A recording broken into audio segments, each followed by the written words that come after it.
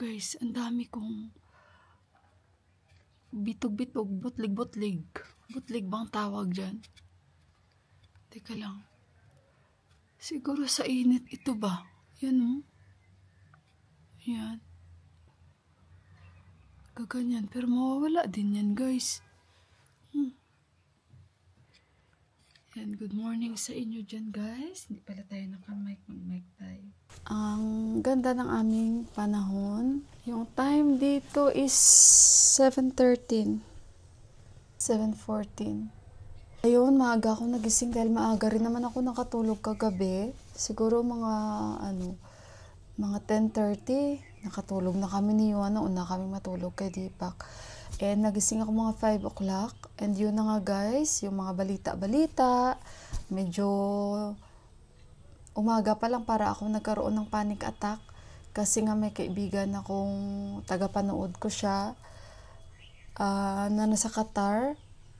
Nung nakita ko yung video, para bang nagkaroon ako agad ng anxiety, nanlamig ako, yung ganon. Tapos, lagi naman akong nagsasabi sa ate ko, mag-ingat din sila dahil sa UAE yung ate ko. Para akong nagkaroon ng panic attack, anxiety, dahil syempre may mga kakilala po tayong nasa Middle East.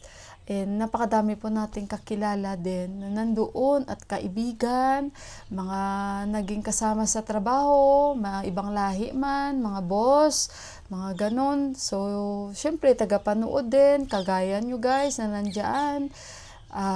Kaya para akong apektado din ba? Kasi syempre, tumira din tayo sa Middle East, yung ganon. And alam naman natin na pag ganyan is alert din naman ang mga yan doon at handa.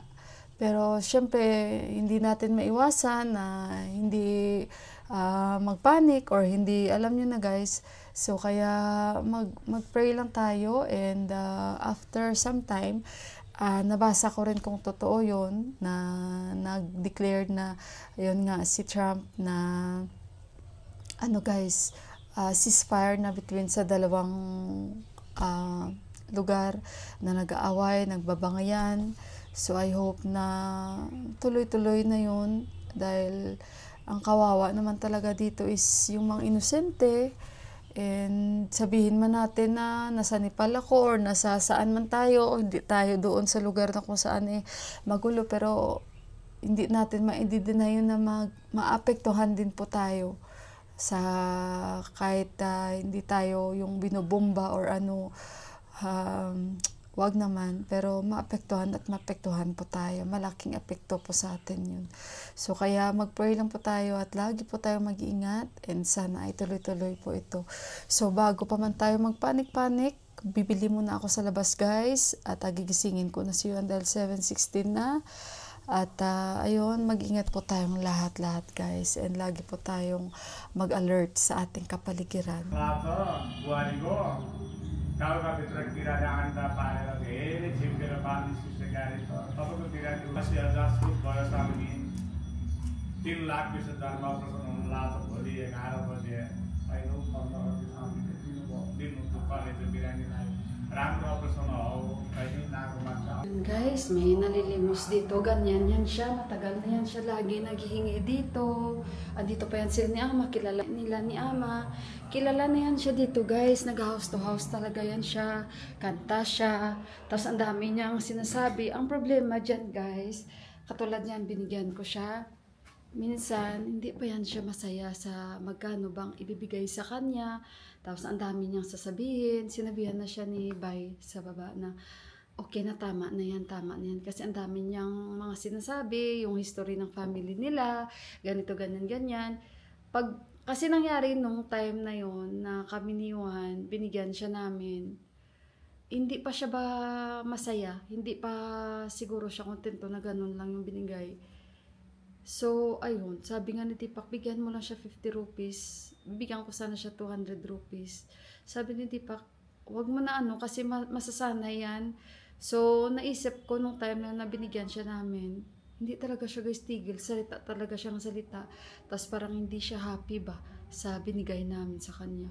Ayun, mabuti na lang sinabihan siya ni Bay sa baba na enough na, tama na, pwede ka nang umalis. Kasi hindi yan siya parang regular na, ito lang naman yung bahay na pupuntahan niya, kami lang naman. Pag after sa amin, hindi man yan siya pupunta sa bahay na kumuha ng mga peach kasi alam niya naman na wala sa kanya dyan may magbibigay. So sa amin lang siya, papasok talaga yan siya sa gate guys.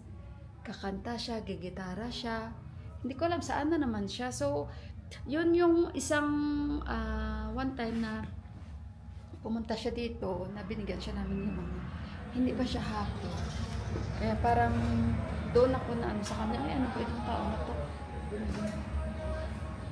Binigyan ko na nga ng tulong. Tapos hindi pa siya masaya. Doon na naman siya sa kabila guys. Sa bahay ng kapitbahay namin dyan. Oh. Doon na naman siya kasi kanina dyan siya galing, hindi siya binigyan. So binalikan niya. Yan, pa hindi yan magbibigay sa kanya dyan. Sigurado yan. Ayun. Nandiyan na sila ni Bay sa baba. So, ayun. Kasi nga, malakas yung sound namin sa itaas. Diyan na siya galing kay Didi. Sa kabila. Dito. Ngayon, malakas itong sound namin. Naririnig nyo guys. Kasi nag-exercise si Deepak. Yung boses niya, yung sigaw ng kanta niya, mas malakas pa dito. So, na-realize ko, hala, nandiyan na pala siya sa baba. Kumakanta na pala. Tapos ayun, pagbaba ko, yun, kasi sila ni Bay, hindi man yan sila magbibigay, guys. Lagi yan siya, hindi yan first time. Lagi yan siya.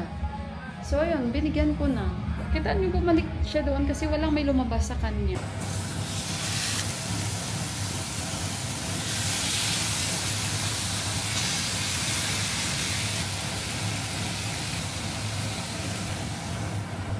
So, meron akong nabili dito. Hindi ko alam anong tawag dito sa Nepali. Sinabi ni Didi kanina pero hindi ko alam. Yan siya. Tikman natin for the first time. Ito na lang kasi yung meron si Didi. Si Deepak, hindi ko alam kung kilala niya ito. Do you know what is the name of this? Kiraula. Kiraula. Parang ampalaya din ito kasi may seed siya sa gitna. Yan. Chichindo. Yun. Chichindo. Ganyan. So, sinabi ni Didi, sabi ko, binabalatan ba ito? Sabi niya, kahit daw yung kuko mo na lang gaganyanin mo, mabilis lang. So, Chichindo palang pangalan nito. Meron tayong kutsilyo dito na hindi naman siya ganun katalim. They make for me also because I did not eat anything. Gagawa si Deepak ng sato. Pang energy. So, ginaganyan lang daw guys. Kita nyo? Mabilis lang siya. Make for me also sato. Katapos lang niya mag-exercise. Yan yung sato. Mix na yan guys. Mga beans yan. Hindi kasi ako kumain. Nag-ano lang ako, warm water lang ako guys. Yan ay black salt. Na nilalagay niya, black salt. Habang nagkakagis ako dito guys.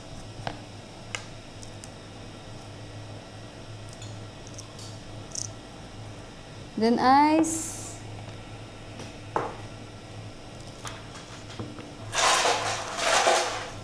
Pang energy yan guys. So lemon.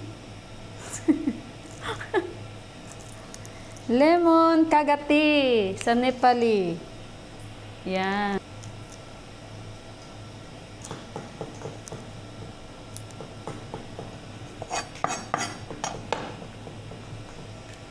Okay guys, bago ko inumin, ito na yun nabalatan ko na siya Ayan, tapos siwain natin to. Nagimahimay na ako dito ng simi. Kasi ipaghalo-halo ko rin ito guys. Yan. Ngayon, tayo ay iinom ng sato. Sato. Mix lang natin maigi kasi powder to First time ko guys, inumin ang ganito kadami.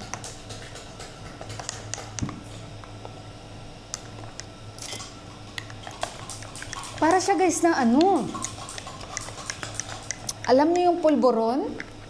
Pulburon sa atin ba yung ginagawa sa bahay? Ganyan. Pero hindi siya matamis. Tama lang.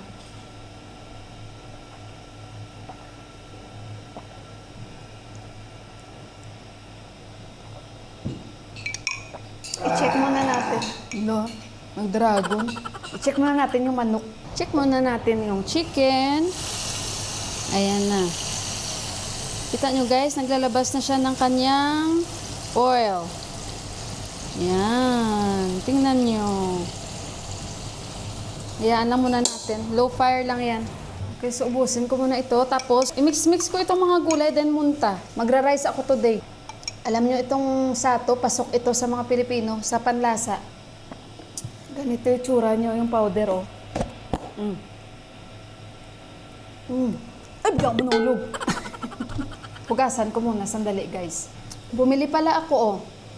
Yan. Ano ba to sa Nepali? Lauka? Yan, lauka. Lauka, lufa. Lauka yan sa Nepali. Simi sa Nepali. Kakro, cucumber. Bende. Diba? Chichino. Yung seeds daw nito, hindi na daw ito kinukuha. Niluluto na daw ito diretso. Hindi ko alam kung paano natin to hihiwain, ano? Kasi first time ko nga ito lulutuin. Teka lang. Para nga siyang ano, para nga siyang ano, guys, bigaon mo, patula. Mamaya mamali na naman ako yung upo pag ginagawa kong patula, ganito. Hindi na daw ito anuin. Ay, tsaka mabango siya. Parang patula nga siya, family siguro to ng patula. Ayan. Pero parang matigas siya, no? Tapos iwain lang natin na ganito. Yan, kasi pag halo-halo ko naman, excuse me, ito excuse me. Pasensya na kayo, guys, yung background natin kasi nagre-refill kami ng tubig. Hindi naman kasi pinapapuno ni Deepak yung tangke, no? Kaya, ayan, panay kami on. Yan. Okay, guys, so ito na yung ating lulutuin. Ayan na. Yung chichino, okra, at opo. And then patatas and yung simi. So let's start. Luto-luto na tayo.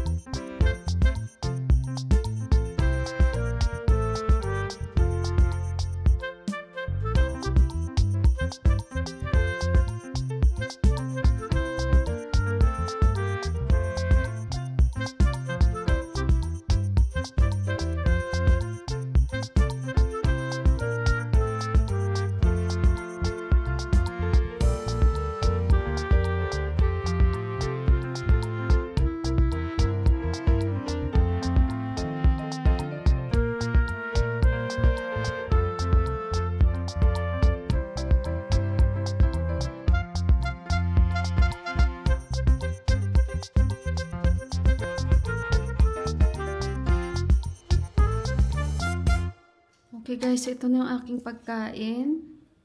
Ito na yung ating vegetable curry. May mangga tayo. Tapos, ito na yung yogurt. Yan, sige pa kain. Ayan, guys, kain tayo. Thank you, Lord. The blessings.